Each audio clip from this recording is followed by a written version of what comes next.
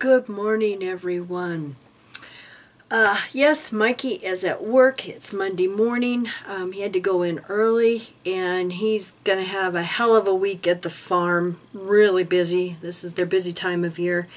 And so he may not have time to do many videos, plus he's sick and coughing. So anyway, I wanted to just do this quick video. And I want to thank Liz so much for sending me this information. I'm sorry it took so long to reply. And she sent me this back in July. And unfortunately, I'm not quite done with July's email. So thank you, everyone, for your patience. And I will get to them eventually. But I want to say that I have the old Watchtower bound volume. Of course, everything's worn off. You really can't tell. But, you know, it is the actual Watchtowers.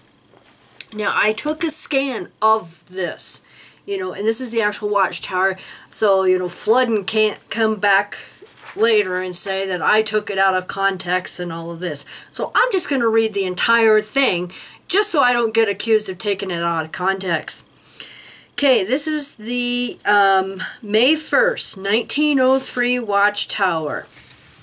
And it is on page 3184 if you have the reprints.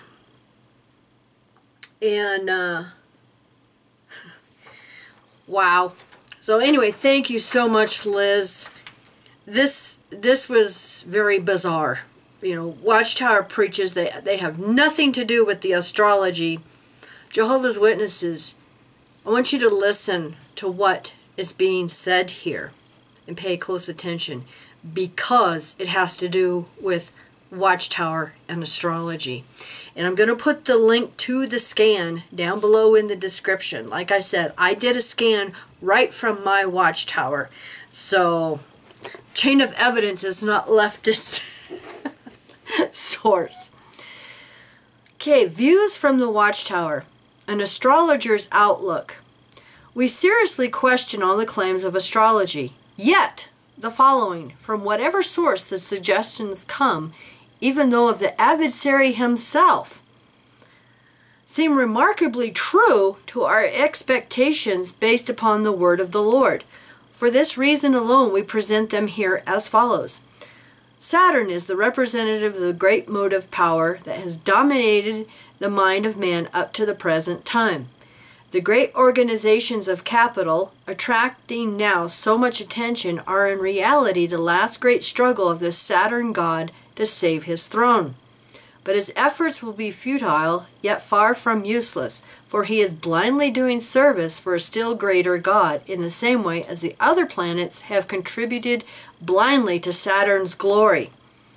Jupiter, representing law, religion, and morality, has been perforce subservient to Saturn's greater and more potent force. It explains why the church, the law, the charitable and educational institutions have contributed to increasing the power and prestige of the worldly and material Saturn, whose selfish monopolizing material nature must be disposed of and made tributary to a higher, nobler force than will carry out the work of human evolution. Jupiter must also transfer his allegiance from the grasping Saturn to the newly discovered factor that stands for universal brotherhood, namely Uranus. When Uranus and Jupiter meet in the humane sign of Aquarius in 1914, the long-promised era will have made a fair start in the work of setting man free to work out his own salvation, and will ensure the ultimate realization of dreams and ideals of all poets and sages in history. Uranus is preparing the way for Neptune, who symbolizes love in its very highest form, the fulfilling of the law. By this we see that socialism, or whatever the new order may be called, will not and cannot be the rule of the common or ignorant masses, but the leadership of the very highest developed members of the human family. In 1903, Jupiter will be in the sign of Pisces, sign of the feet or understanding, and the synthesis of the new religion is love, love that words cannot define. We are nearing a condition where masters will be unknown, where humanity will instinctively conform to the injunction, call no man master, neither be ye called master. Note, Uranus, great commotions are expected when it shall take its ascendancy over Saturn. Just a quick comment here. Witnesses claim to have no affiliation with, the occult, astrology. We were told, even in the old literature, not to even read our astrology for fun. And yet here is Russell. And I know they claim that Russell was not the founder of Jehovah's Witnesses. But obviously he got this movement or religion, whatever you want to call it, started.